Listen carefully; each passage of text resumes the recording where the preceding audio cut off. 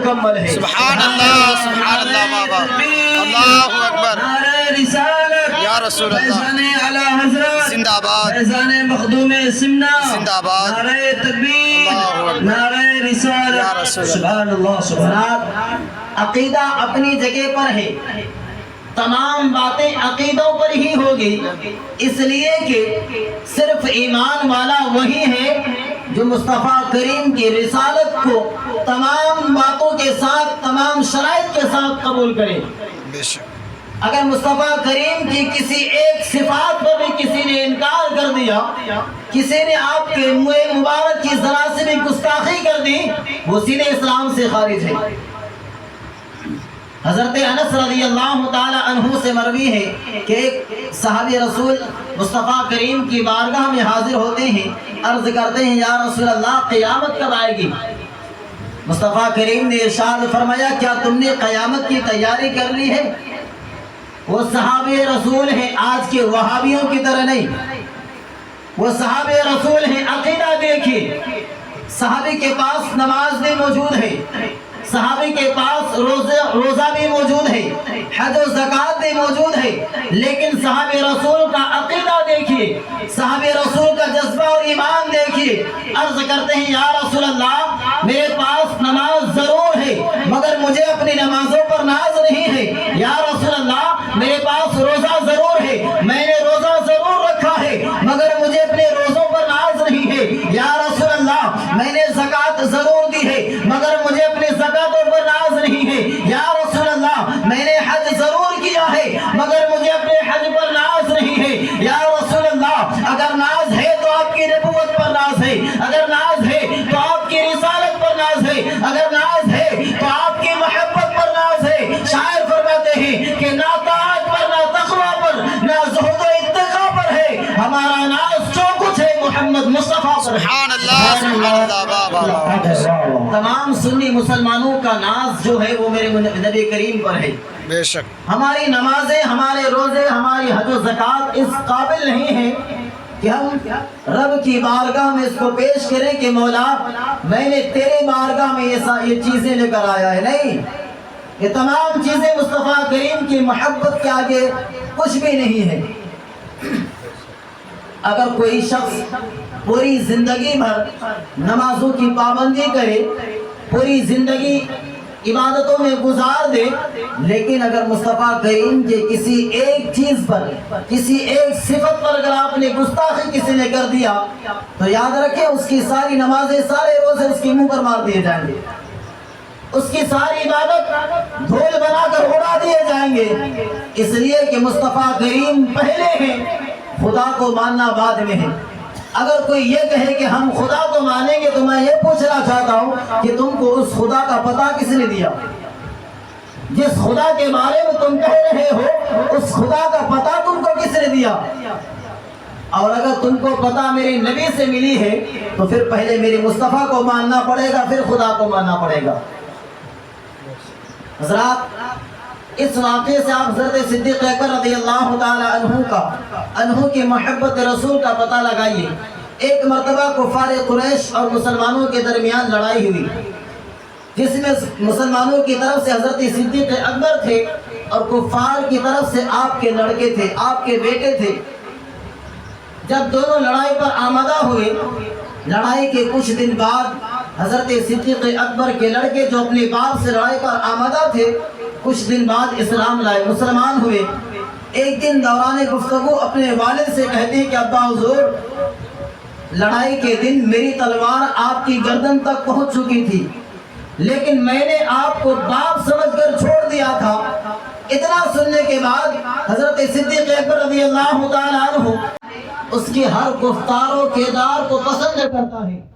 انسان اپنے محبوب کے ہر قول و فعل کو دل سے اپنانے کی کوشش کرتا ہے۔ اللہ تبارک و تعالی انسانوں سے فرماتا ہے کہ اگر تم مجھ کو اپنانا چاہتے ہو، مجھ کو دوست بنانا چاہتے ہو تو محمد عربی صلی اللہ تعالی علیہ وسلم سے محبت کرو۔ تو معلوم ہوا کہ اگر اللہ کو راضی کرنا ہے تو پہلے رسول اللہ کو راضی کرنا ہوگا۔ اگر آپ رسول کو دوست بنانا چاہتے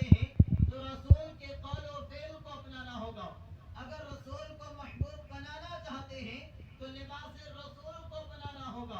اگر آپ رسول کو دوست بنانا چاہتے ہیں تو رسول کے شعار کو اپنانا ہوگا. اگر آپ رسول کو دوست بنانا چاہتے ہیں تو ادائے محبوب کو اپنانا ہوگا.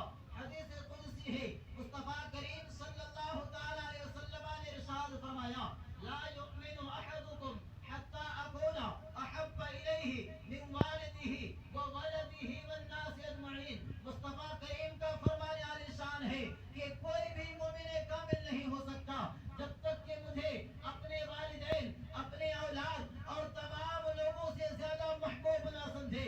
حضرات محترم، اگر آپ مومن کامل بننا چاہتے ہیں تو اپنے رشتہ داروں سے زیادہ رسول سے محبت کرنا ہوگا.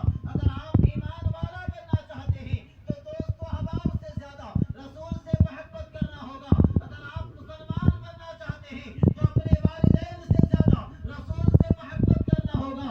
اگر آپ مومن بننا چاہتے ہیں تو اپنی اولاد سے زیادہ رسول سے محبت کرنا ہوگا. آج تو یہ ہے کہ اگر آپ مومن کامل بننا چاہتے ہیں تو اپنی جان سے بھی زیادہ رسول سے محبت کرنا ہوگا. آپ اس وقت مومن کامل بن سکتے ہیں جبکہ محبت رسول اپنی اولاد کی محبت پر غالب آ جائے، محبت رسول دھن و دولت کی محبت پر غالب آ جائے، محبت رسول ہر چھوٹے بڑے کی محبت پر غالب آ جائے، محبت رسول اپنی جان و مال کی محبت پر غالب آ جائے. اور یہی محبت رسول حقیقت میں محبت خدا ہے. ہم نہیں کہتے بلکہ قرآن کہتا ہے فاتبعونی یحببکم اللہ. شاعر فرماتے ہیں کہ محمد کی محبت دین حق کی شرط اول ہے، اسی میں ہو اگر خامی تو سب کچھ نامکمل ہے. سبحان اللہ بابا.